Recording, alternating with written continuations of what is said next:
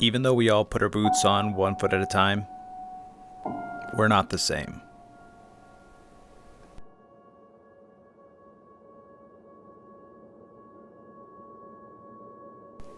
Each of us have our own strengths and weaknesses that make up a part of who we are.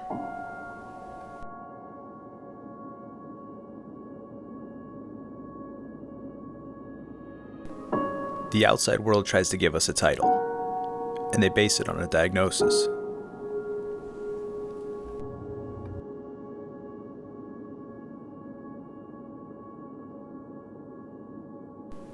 No matter what our hunters can and can't do, their disabilities don't define them.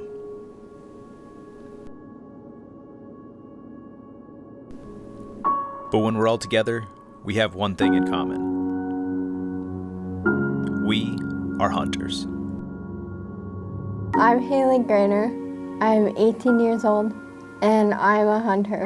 I'm DJ Randolph. I'm 55 years old, and I'm a hunter. My name is Palmer. I'm 11 years old, and I am a hunter. My name is Aaron Escobel. I'm 33, and I'm a hunter. I'm Wyatt Roman. I'm 15, and I'm a hunter. My name is Drew Hansen. I'm 33 years old, and I am a hunter. My name is Ben Johnson. I'm 29, and I am a hunter.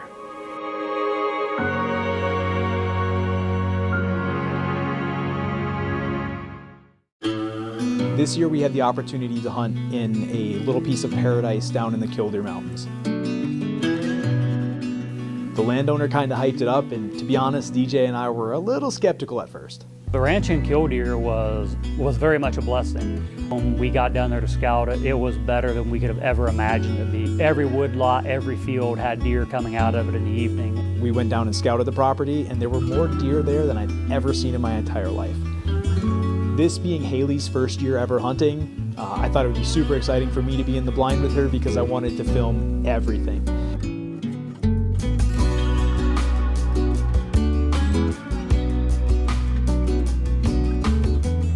So we got in the blind, and then Aaron asked me if I wanted to look out the window on like the left side or the right side. And then he said, like, most of the deer were supposed to come out like the left window, so that's where I chose to sit. The difficult part of hunting in a ground blind, especially when a wheelchair is involved, is choosing which direction to be looking and getting all of the gear set up. In this case, we had a deer trail on the back side of the blind and on the front side of the blind. And we had to make the choice beforehand, which direction are we going to look? Well, wouldn't you know it, about a half hour into sitting, we not only had our first couple deer, we had a beautiful shooter buck behind us. We look out the other window and there's this huge deer with a huge rack. It was huge. It was so big. We have to like kind of twist the wheelchair and do it quietly and like kind of slowly so the deer doesn't hear us. The buck came in the opposite direction that we were looking. And so we had to figure out how best to turn the entire wheelchair, get the tripod for the camera, get the bipod for the crossbow, and get the crossbow looking in the other direction.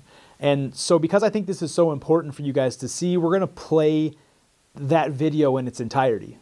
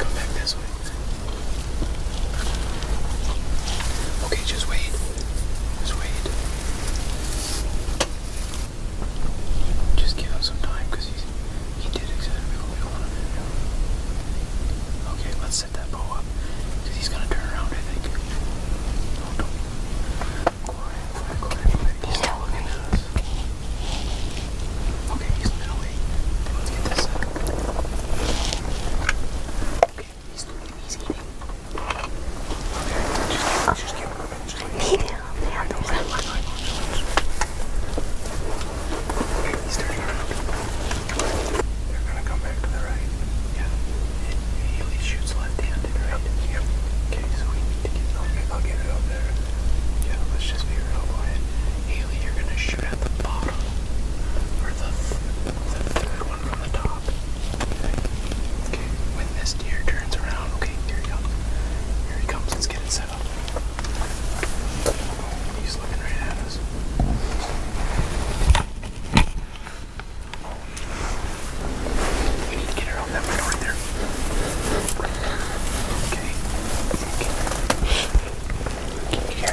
He's to your left. He's to your left. Another one in front of you.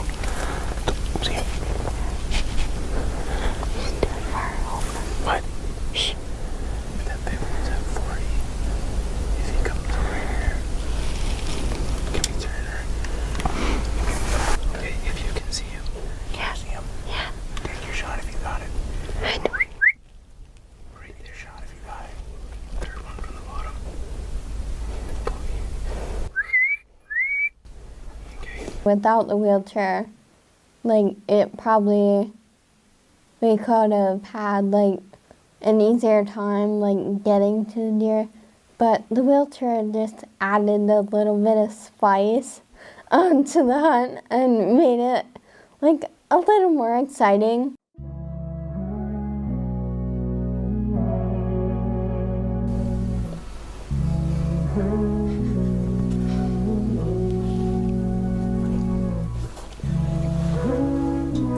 It's giant.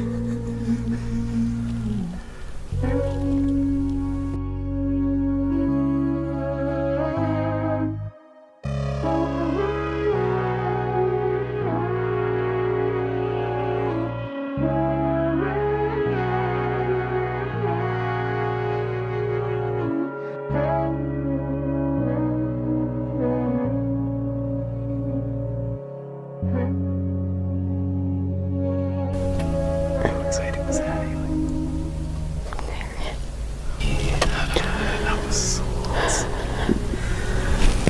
Oh, I cannot believe that. Like, were you able to find it on your side? We didn't deserve to get that shot because of how many times we had to mess around. But the fact that there's deer running behind us, what's happening? So I didn't end up getting like a chance to like really like aim at the big deer, but it was really fun and exciting. So then we stayed like looking out that window, and then I think it was probably like half hour after that big one came, then the deer that I actually shot, he came out.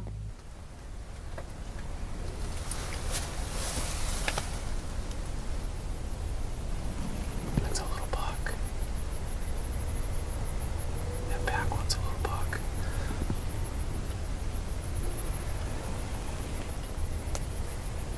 Kill, he's a shooter. He's coming right at us. He's coming from that hill up there. Higher. Higher. Yeah. You got it. Oh, they're gonna fight.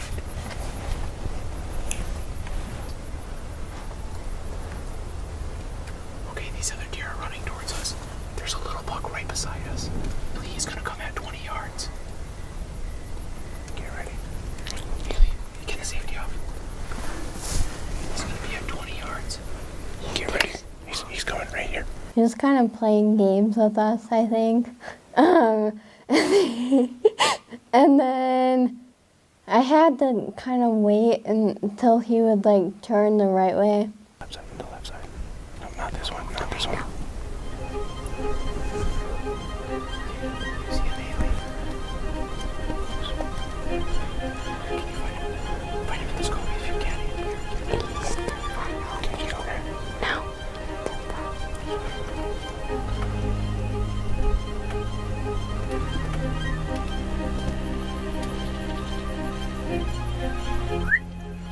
Haley, you gotta get to the other side. Here he goes, here he goes, here he goes, here he goes. Right there, right there. Can you get it? Okay, just wait. Can you see him? Okay, here he comes.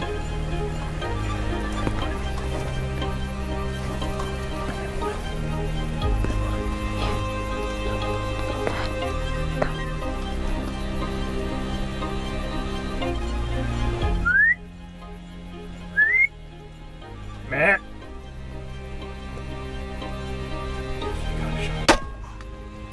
You got it. You got it. You got it. Oh my God. I just shot this deer. You got it, bud. You okay? Yeah. You got it. You got it.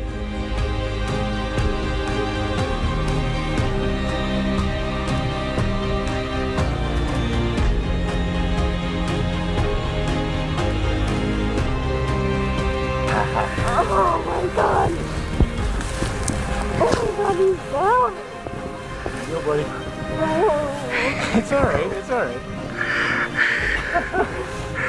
Yeah, I know. Haley. Oh my God, he's beautiful, Haley. Look at that.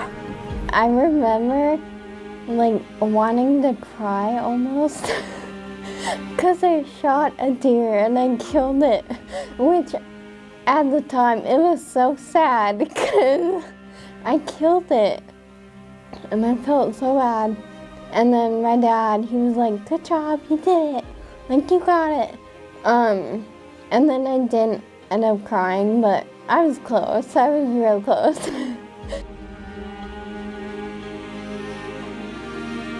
Oh my God, that's awesome.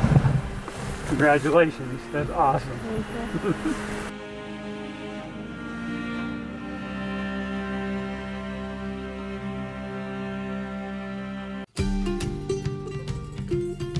Just as much as Prairie Grit is about hunting, it's about families and enjoying experiences together. The next morning, we decided to have an old-fashioned camp-style breakfast, and we cooked for like all 20 of us.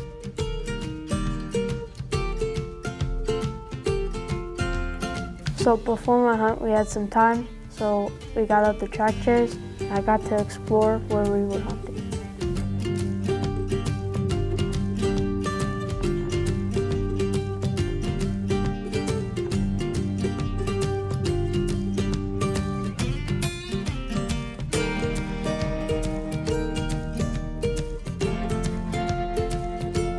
The family time was a great rest from the late night we had before, but when it all came down to it, we had one more hunt to go.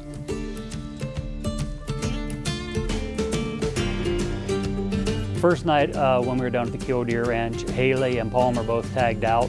That left Wyatt as a hunter to fill his tag, so we decided to stay another evening, see if we could get his tag filled. We saw a lot of deer. A lot of deer came out that evening, but they were nervous about the blind. They wouldn't quite come within range. We had a couple of bucks that we thought were gonna commit enough for us to get a shot, and they just didn't quite come in and give us the shot that we were looking for. Yep,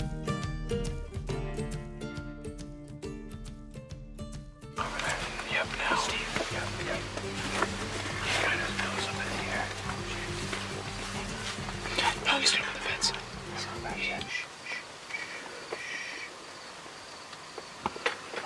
That's one of the guys last night.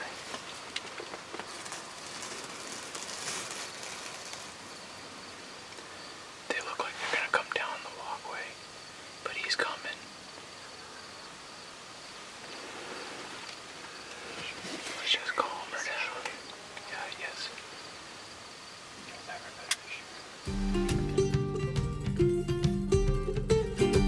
When we set up the second night in Killdeer with Wyatt, we were pretty optimistic.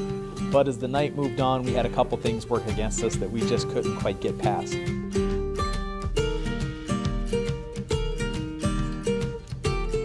We saw one nice deer. We waited for quite a while, and it just wouldn't come in for the shot. We didn't get to fill Wyatt's tag in Killdeer, but that meant we got to come back home and hunt locally. And we actually ended up going back to the very blind that Wyatt killed his first deer in. Was the first Prairie Grit hunt that ever took place. We were sitting in the blind just waiting, and then all of a sudden I look up and a really nice buck came out of the bush. And Wyatt looks at me and looks at Craig and said, there's a huge buck out in front of us. And of course we peek around the corner and there's a really nice buck standing right out in front of him.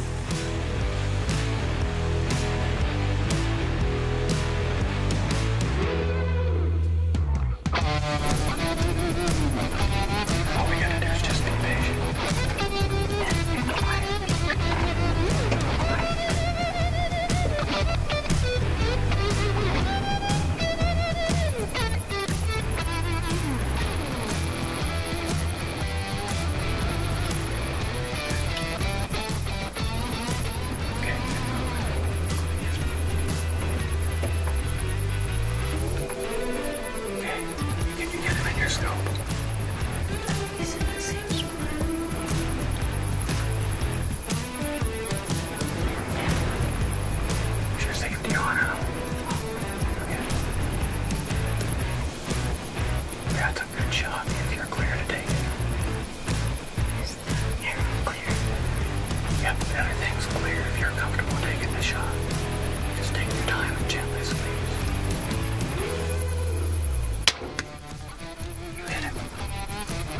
Of course, Wyatt being Wyatt, made a perfect shot. We watched the deer run into the woods.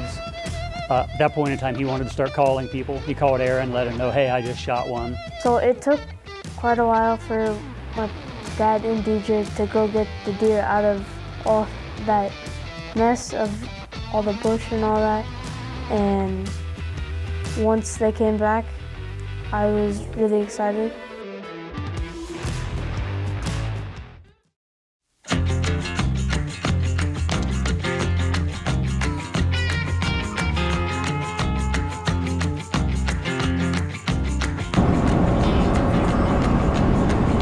Hopefully that's as exciting as this video gets. She'll be downhill slide into Belle Fourche. Oh, I gotta get a video of you when we run out of gas. Yeah, she's getting tight. How many miles do you think we have to go, DJ? 12. 12 miles to go. About 13 miles worth of gas in there. We just got to make it to the first intersection. I think we could coast it from here if we had to. Belle Fourche, South Dakota. Fuel and food. Glory be. No good.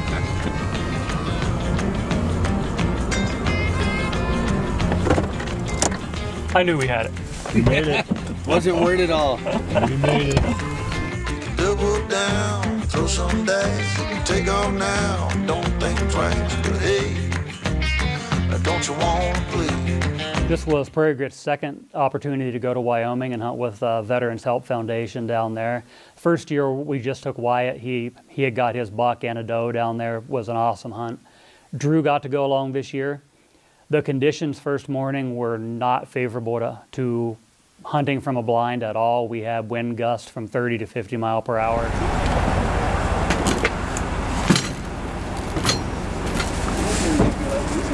Next stop, hunting blind. She's a wee bit breezy out there, boys. Will knock you down. That's the high plains of Wyoming, though.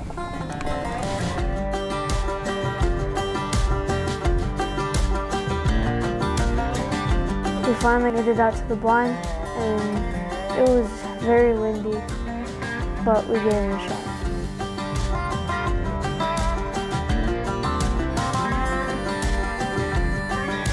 So the antelope hunt in Wyoming was a first for me as well, and I was really excited to go hang out with a veteran antelope hunter in Wyatt.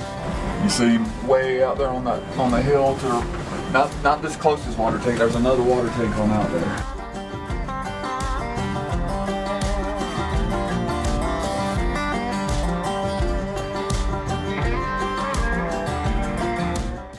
I hunted an antelope for the first time last year, and I was very excited to be doing it again. There's a nice sized antelope out there. Pretty far to make a shot, but we'll wait for him to get closer. It's working our way, man. He's walking the right way. We'd been in the blind for about a half hour, and the wind was going crazy, and we were all feeling a little discouraged because we just didn't know what to expect with the conditions. Then we saw a lone buck antelope at probably 500 yards, just kind of meandering through a draw. He's still facing towards us, walking towards us. Walking right. He's got a ways to walk, dude. I was just right on him and said 400. This buck slowly made his way within about 300 yards from us, and then he bedded down, and, well, we didn't see him for another 2 hours. We waited a pretty long time, and then finally the buck started coming on. Perfect for if he pops up that hill. I want him to get closer.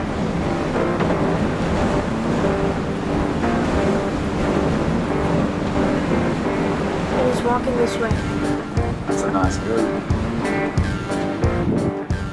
This buck gets so close that Wyatt has to kick me out of my filming window. Can you get your gun through this other window? Aaron's in the way. We shoot him walking. No. He's not walking. He's looking right at us. Slow. Stop. Very slow.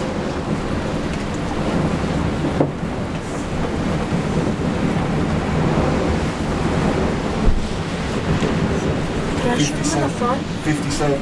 Can I shoot him in the front? Shoot him right in the chest. He'll go down. Damn!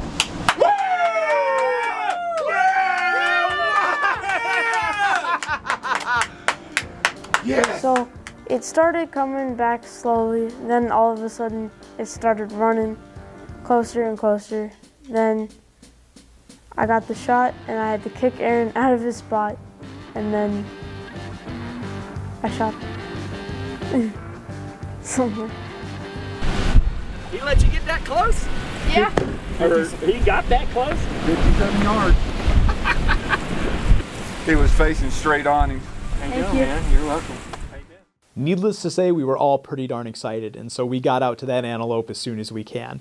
There was a lot of pictures, a lot of celebration, and we were getting really excited to hear about what was going on with Drew's hunt. The first morning of the hunt in Wyoming in the ground blind was very challenging. The wind was blowing very fast and very hard, so we had to change plans for the afternoon. What we're going to do, get in position, roll up, and I'm just going to, like this, I'm going to turn the truck into the wind, a couple hundred yards out, and we're going to see what they do. If I can ease him up a little further, we will. Pretty much perfect setup, but we're going to make it happen. So we regrouped, we got in a pickup, and we started going and looking for antelope and trying to put ourselves in a better position.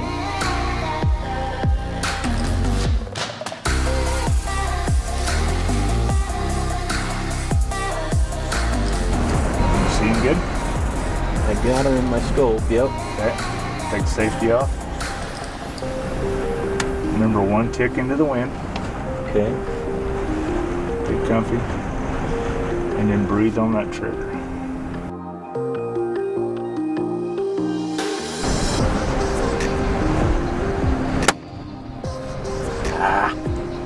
Okay. See where you hit? Yep. Where'd you hit? Behind me. We weren't in the truck long, and we came about a doe and a buck, and for whatever reason, I shot high on the buck and missed, but the hunt continues. We came within an inch, I guess, of of killing a very, very nice buck, but I have high hopes that we're going to kill another one. No. Low We're going to get hopes. one. You want to shoot lower. No. Yes. Aim lower is the key. Is that one bedded back there, a small buck? Yes, that's what it looks like. But from what I've seen out here, it'd be a little tough to believe he's tended that many deers. That's what I'm thinking. Yeah.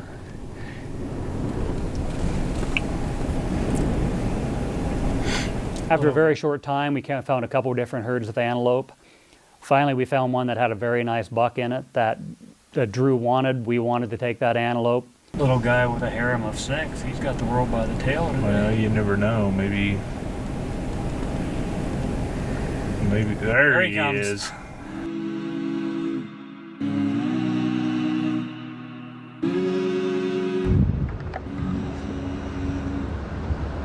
Our eyes are closed when we start this loop on repeat. Hear my chest, how it beats when you put your hands on me. Time goes fast, but yet so slow. I leave all thoughts, yeah, I let them go. 'Cause I'm here with you, and all I need is you.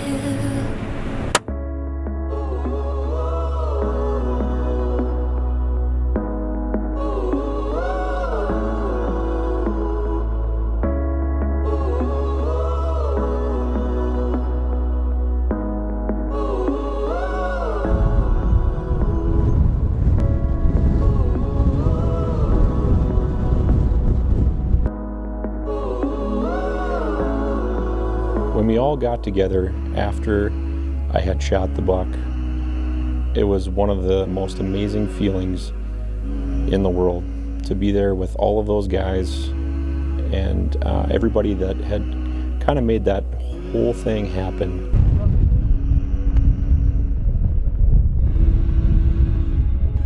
Having everybody there at that moment really was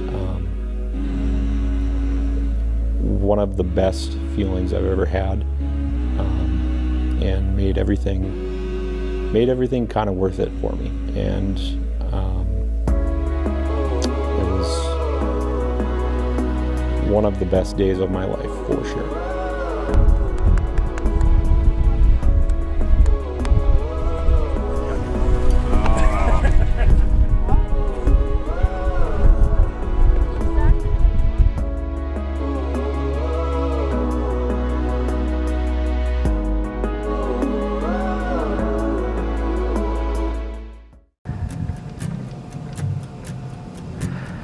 So after we had filled most of our deer tags, it was time, we had fall turkey tags. So it's time to start trying to fill some turkey tags. Chad and Palmer were able to come out and meet us up at Sandhills Dairy. They've got a lot of turkeys up there. For this fall, I went on Lee Zimmerman's property, a dairy farm, and pretty much every single hunt saw over 200 animals, but they didn't get close enough on some hunts.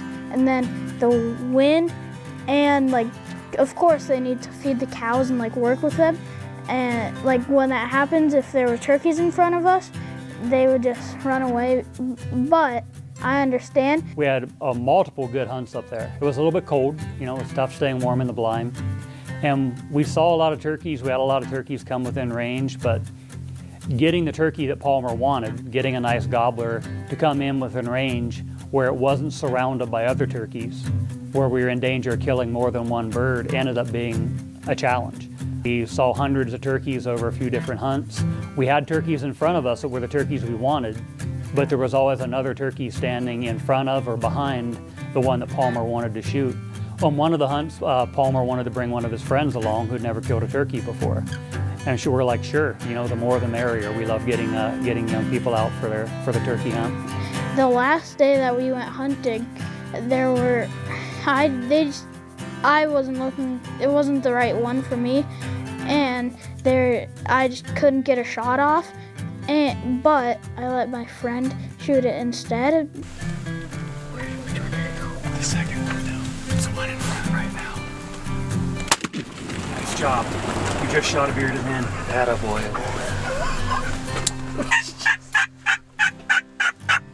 We had a lot of turkeys come through that day. Once again, we couldn't get the turkey that Palmer wanted to come through, but we ended up with a bearded hen coming out in front of the blind. So after a few hunts there in December, we just ended up going home and not able to fill that fall tag. This spring, I'm hoping to get a really big one, but I've already got one 2 years ago, and that was a Jake, and I'm just hoping to get a bigger one. And I feel confident about that because when I went hunting this past time, there were giants.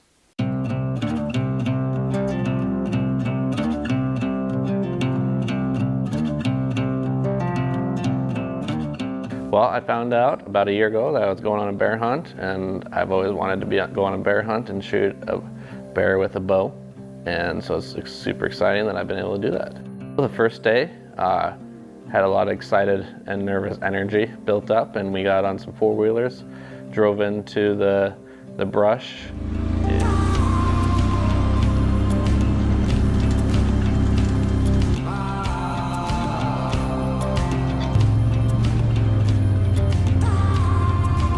And we were able to make it to the blind, and we sat there and tried to be quiet for a couple hours to wait for some bears. And go back a little bit.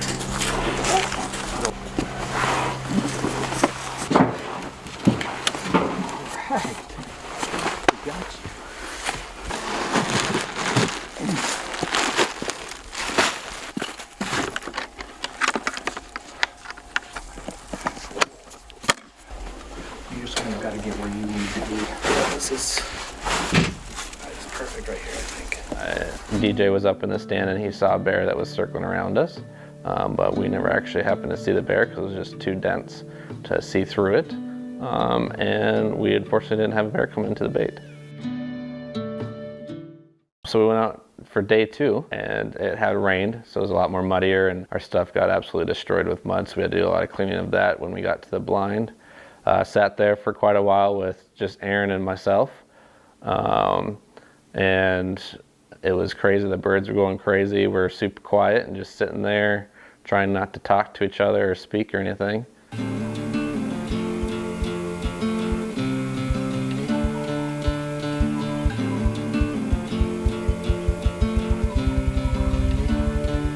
And Aaron saw a bear coming right on us, and they're just so quiet you can't hear them coming in.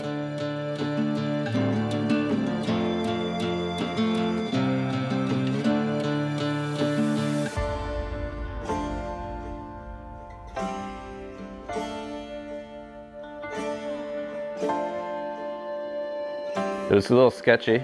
It started coming in to us, and then one of us made a sound. I think I made a sound when I was trying to move my crossbow up to kind of look at the bear, and he started backing up.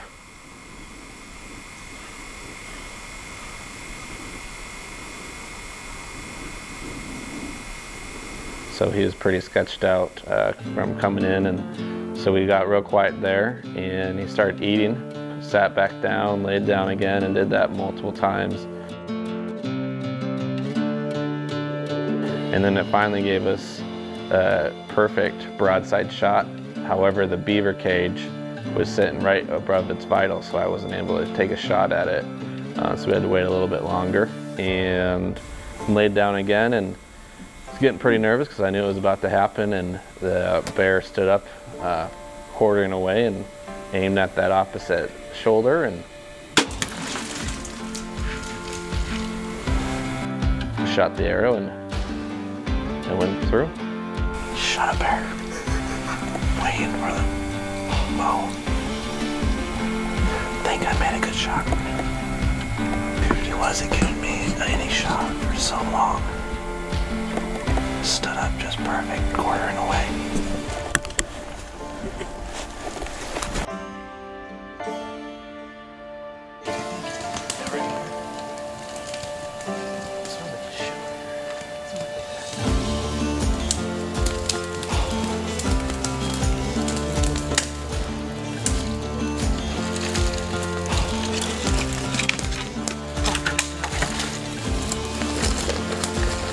The bushwhacker, right?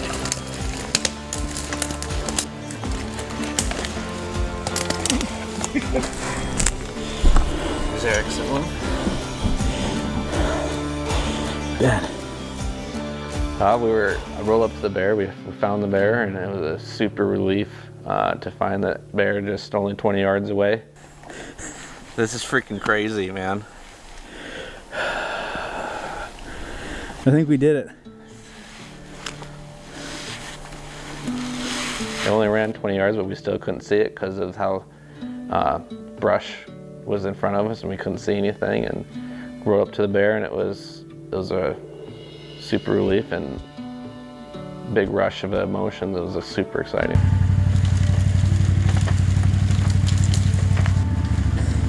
Well, that's a good boar. Good enough? You want a hug, or you want just a handshake? I'll give a hug, man. Thanks for making this happen. Proud of you. Nice shot.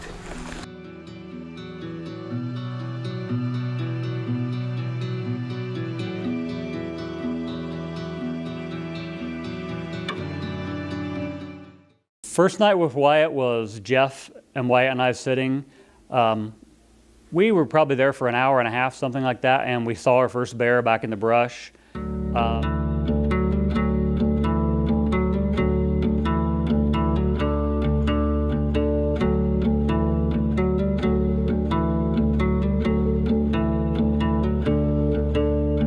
The first smaller bear came in, and it's a bear we would have taken if he would have given us a chance. He was there for quite a while. Jeff was trying to coach Wyatt through it, but the bear was laid down the entire time. Little bear is still laying there, and we're waiting. Another bear comes in from the left-hand side. I'm like, that's not the same bear, but that's a bigger bear. That's a shooter bear.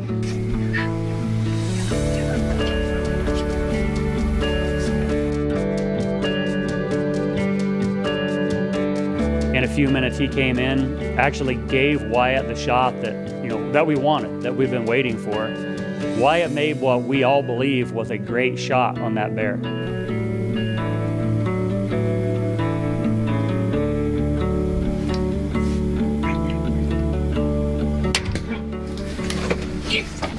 Just killed a bear. You just killed a beautiful boar. Dude, you hit perfect.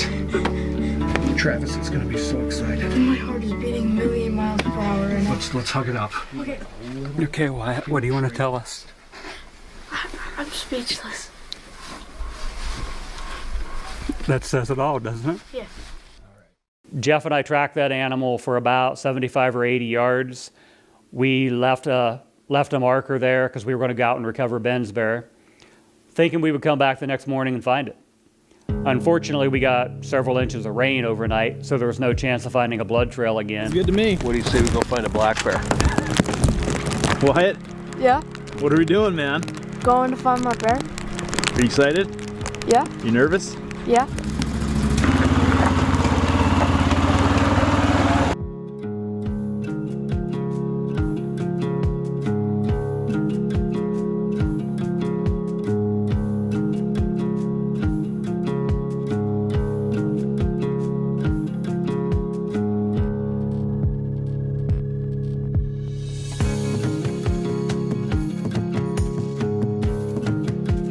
It was really hard sending Wyatt that text and letting him know that no, we're not going to bring that bear off the mountain. But to his credit, as soon as we got back to the pickup, we're like, we're going to go back out. On the way there the next morning, I was riding with Ben, and I felt very confident that you guys were going to find them.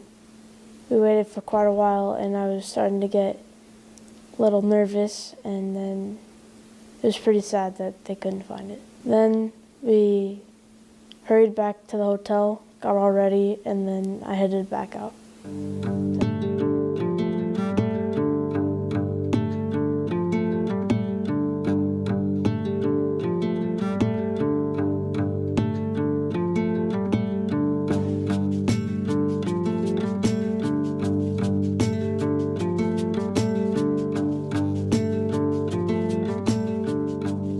Jeff and I went and visited that bait site, and we could tell that bait site had been torn up that night. So we knew there were more bears in the area.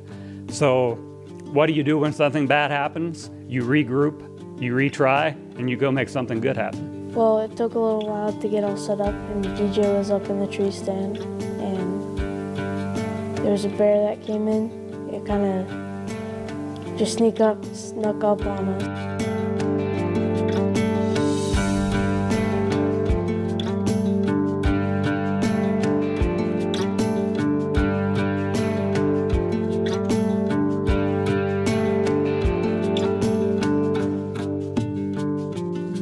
What happens a lot with these bears is they'll come in, they'll check out the bait, won't come in. They'll scent check it, sense it for danger, go out and circle around, and then they'll come in and make that second approach.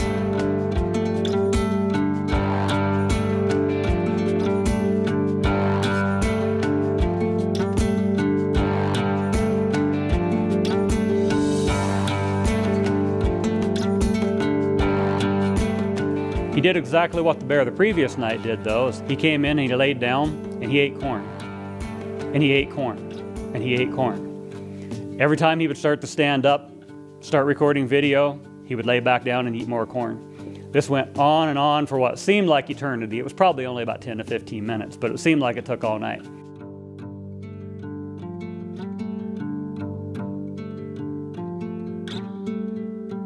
Finally, he got up and decided to come to the other barrel that had some meat in it.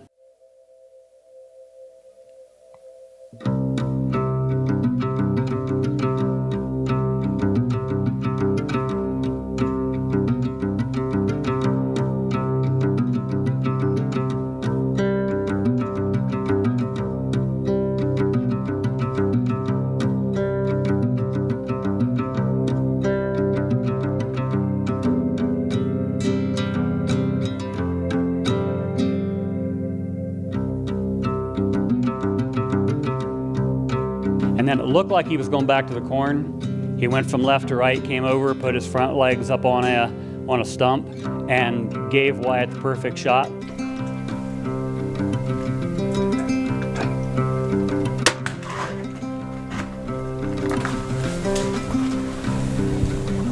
Well, when we were waiting, I was really nervous because I wanted to make sure we could find mine this time. And it was kind of just a waiting game at that point. I just shot a black bear.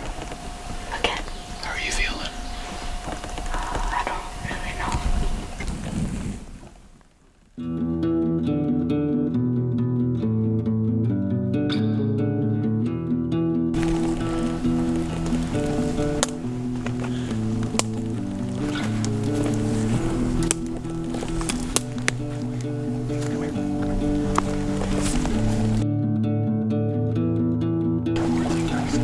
He's a beautiful bear. 3 guys last week shot bear swallowed up. I tell you what, he never ran.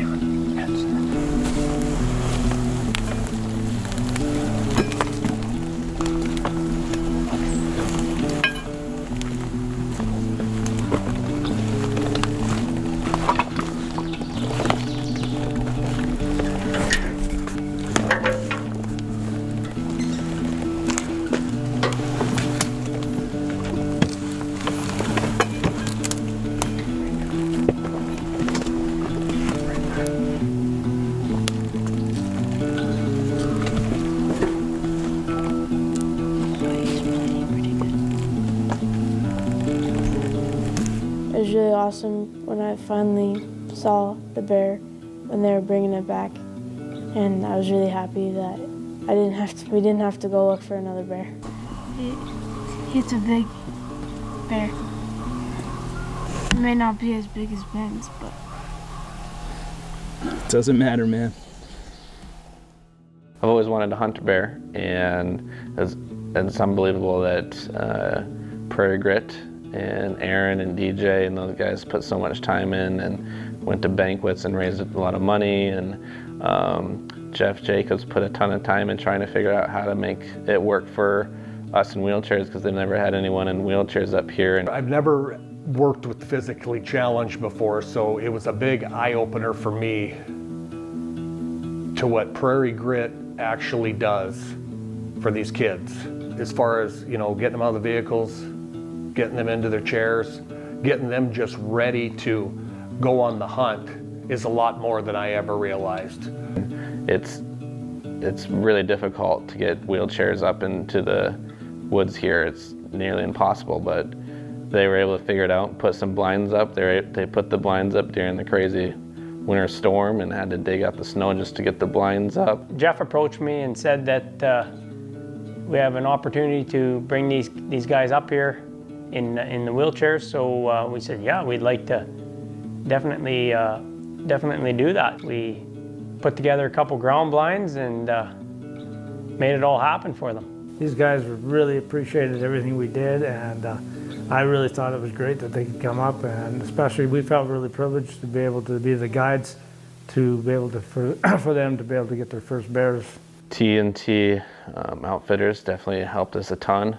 Ladus are the nicest guys I've ever met, and it's super welcoming, and it just seems like everyone's just a family here, so it's been awesome. It means a lot that there is people still out there willing to take disabled people out hunting. I just want to say a big thank you, and I'm very glad that they took us out on this hunt.